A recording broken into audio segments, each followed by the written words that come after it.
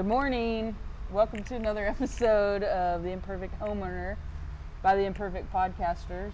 We've kind of went away from the homeowning part for a little bit, but we had important things to touch on. But I think we're gonna make it back today.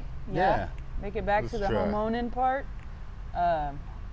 Feels like a Monday, but it's Tuesday.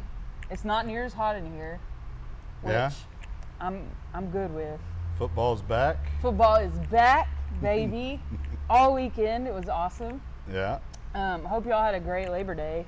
Spent time and unplugged. That's like the main thing. Recharge. We did, sort of. We learned that we're not so adventurous as some people. But yeah, I hope y'all enjoyed this long weekend. So we'll kind of get into it.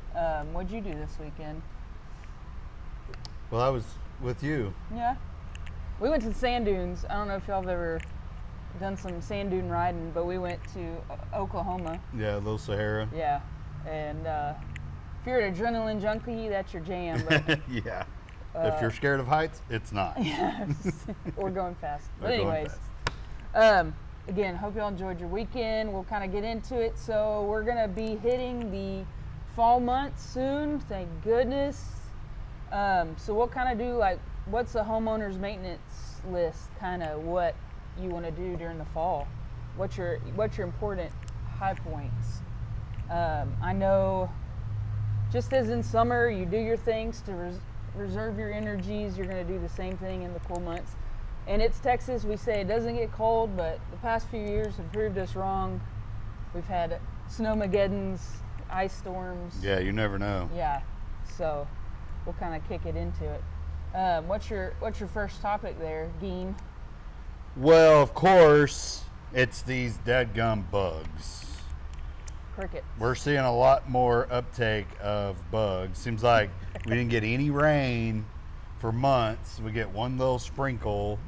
Here we are. And then we have dadgum crickets everywhere. And big old spiders with babies on their backs. Yes. Yeah. Yeah. Those are gross. So yeah, this is a good time to do a little bit of exterminating, take care of them bugs in the home because they're going to be out moving. They're prepping for winter as well. Finding a shelter but for... different seasons bring different bugs, right? That's right. And it's a whole different animal each time. Yeah, it is. It's. I was talking to my friends over there at All Pest Solutions the other day, and he said it was like D-Day for crickets this time of year. They just, storming the beaches. I know we've been battling them here in this warehouse for 3 weeks, I think it is now. Yeah. It's like, golly, where y'all come from? For real. And So it yeah, smells great. so that's when you need to keep an eye out for stuff. Keep an eye out. Call our friends over there at All Pest Solutions to help you with your bug maintenance. They are the experts. Yeah, because we're going to start seeing a lot more different bugs, like you said. So I know them pesky things. I hear a cricket squeaking right now. Yeah. Whatever it is. What about AC maintenance for the fall? Fall tune-ups are fixing to get underway. This is where we need to check the heaters, make sure they're working properly. Here in Texas, at least in the North Texas area, everybody has, I say everybody, a lot of people have gas heat. So there's some very important things to check on that, just to make sure that there's no gas leaks in the system, and also making sure that they're not producing any carbon monoxide in the homes. Mm-hmm. So those are just a few little things that need to be checked. That is actually a big deal. And knock the dust off when you start it up. You don't get that funny smell. Yeah, you always get that weird, burnt smell. Dust.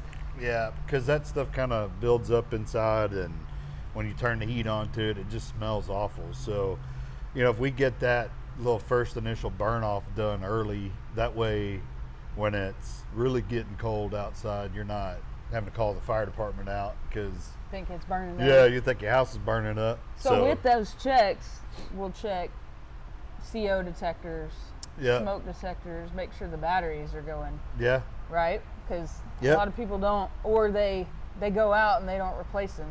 I think we're guilty. We Yeah. have one room where we never put it back. Nobody's in that room, but still, it's important to have them. So Yeah, you got to have a smoke detector in every room, you know, because those are made to wake you up at night, and so that's why it's important when we're out doing these heater checks to make sure those dudes are working.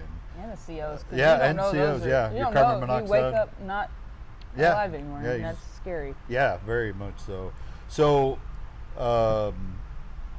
you know, that's the other thing that comes up in this time of the year in the fall is changing your batteries in your smoke detector. I know back in my fire service days, we would do you know, PR events and stuff, and we'd always tell everybody anytime that you change your time on your clocks, you change your batteries in your smoke detectors, make sure they're working properly.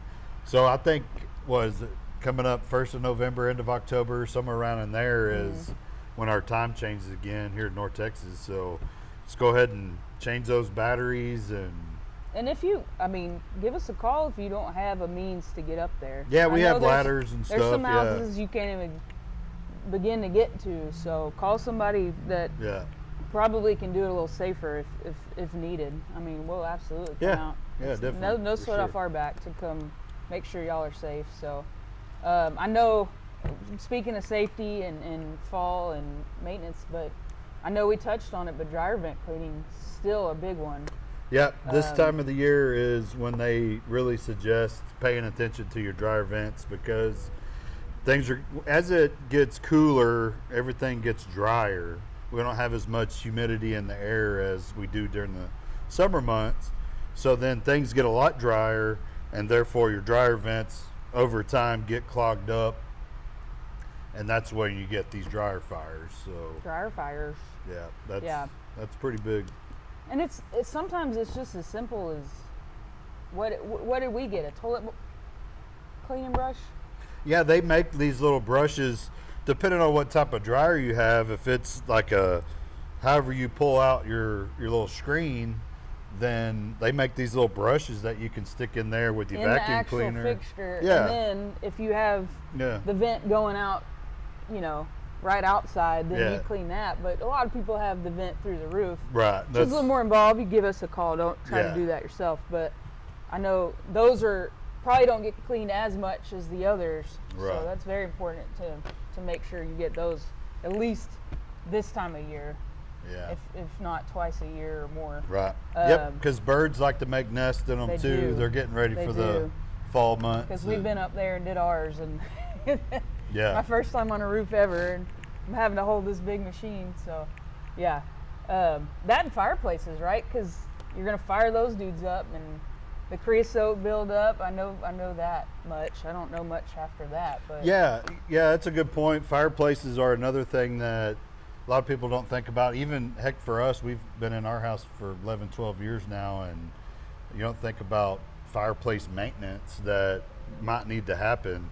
Because over time, that stuff builds up inside the piping, the exhaust, you know, and you got to get that cleaned up. You know, there's 'cause professional chimney you don't know. sweeps. Most people don't know that it's not that brick or whatever that goes.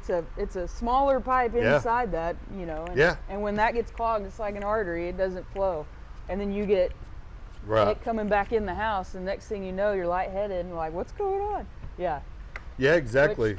we've had that before. Not Yeah. at our house, but Right. we've experienced it. Yeah, if you don't have that damper open up The all the flue. way, then you Open the flue, yeah. Open your flue when you start your fireplace. Yeah, for the first time. Yeah, you get yellow jackets and stuff in there. And there are actually chimney sweeps still around. Yeah, they're We- pretty busy. We've used, yeah. we've used one or two. So, Yeah. um, Yeah, they do a lot of the maintenance and stuff. They could do repairs and whatnot. So Sure chimney can. sweeps are definitely something worth the money to call out just for that safety. that I mean, peace of mind, really, yeah. because like you know, right. Yeah, because if thinking you're the worst. if At you- least I do. That's what women do. yeah, We think the worst. So I'd rather know that it's good and check that off. yeah. Yeah. Yeah, because you have somebody professional, this is what they do. They come and check it out. Got you a piece of paper, says you're free and clear. Yep. Sure does make it a lot safer. Yep. For sure. So, Water freezes. in the fall or winter Yeah, months. it's time to get the house prepped for, winter months.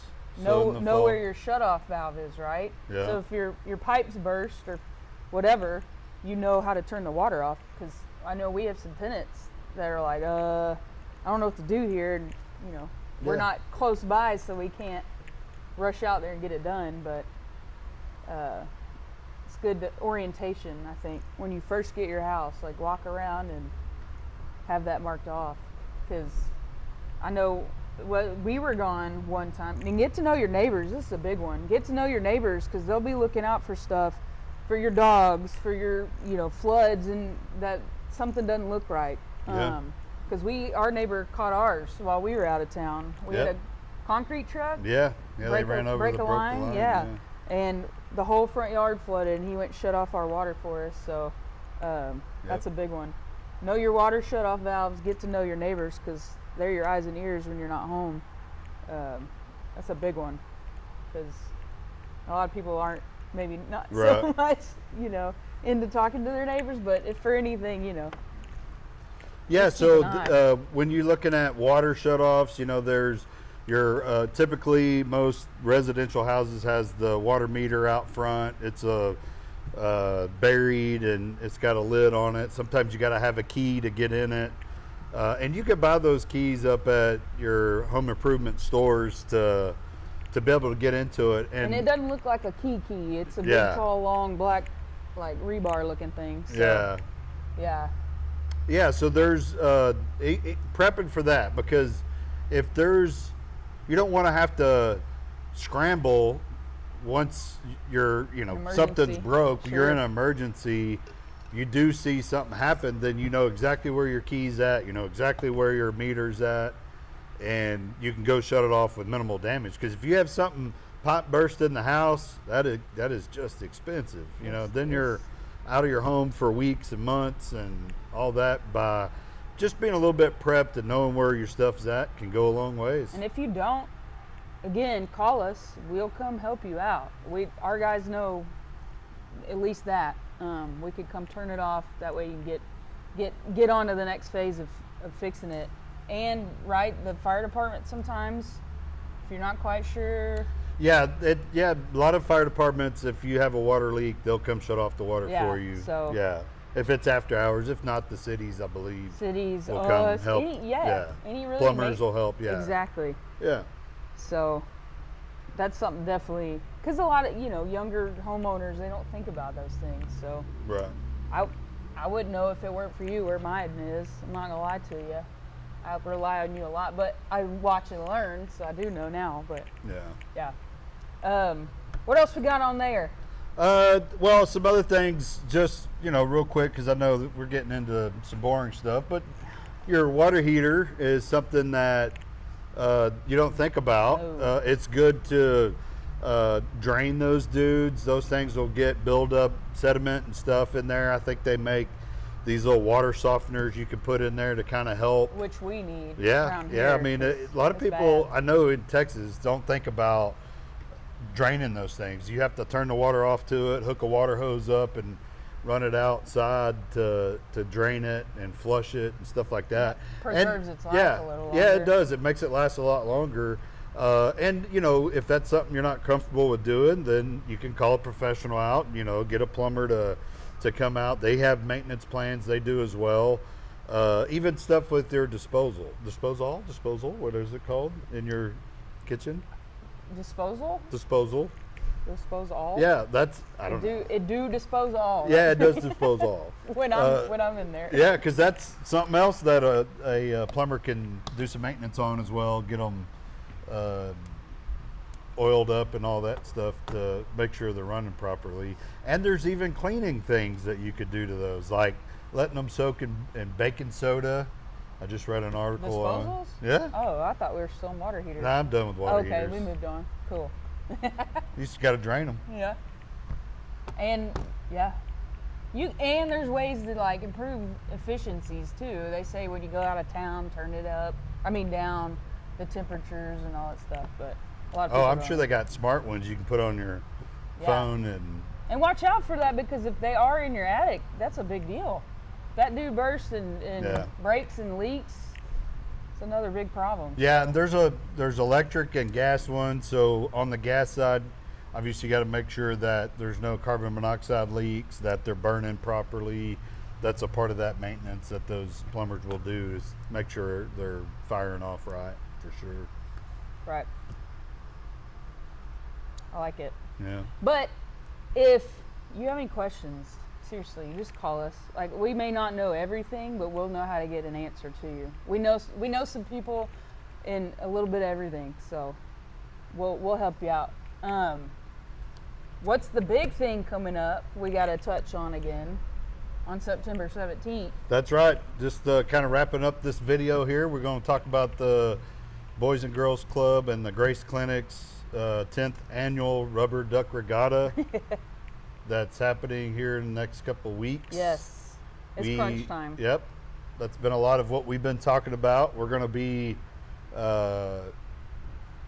we'll be at, we'll have a booth set up. We're cooling the tents, the Lazy Lagoon tent there. They're giving away a Jeep. Giveaways. We'll have giveaways. We'll have cornhole games to play. It's just gonna be, bring the family. Like, it's gonna be a good family day. It's gonna be a cool event. Jeep Girl Mafia knows doing the show and shine. Yeah. And they've got some cool Jeeps. Like, even if you come just to see those, like, that'll make your day. Yeah, they're gonna have a Jeep zone. They're gonna have a health and wellness zone. They're gonna have a 5K that morning. Yep. So yeah, it's gonna be a pretty cool event that we'll be at. Hopefully everybody can come see us, come see our booth. We got some giveaways, like you said. But we appreciate you listening to us ramble on. We'll touch on these topics probably more in depth. Yeah, we'll get into more depth. Yeah. It's still hard to think of those because it's still hot. So we'll come back full circle and chat on those. But we appreciate you watching, tuning in. Comment, please. Share, like. I know people are watching. They tell us all the time, but we don't see any movement on these videos. So go ahead and do that on all our socials and YouTube. We'll see you next week. Next week? Next week. Next week.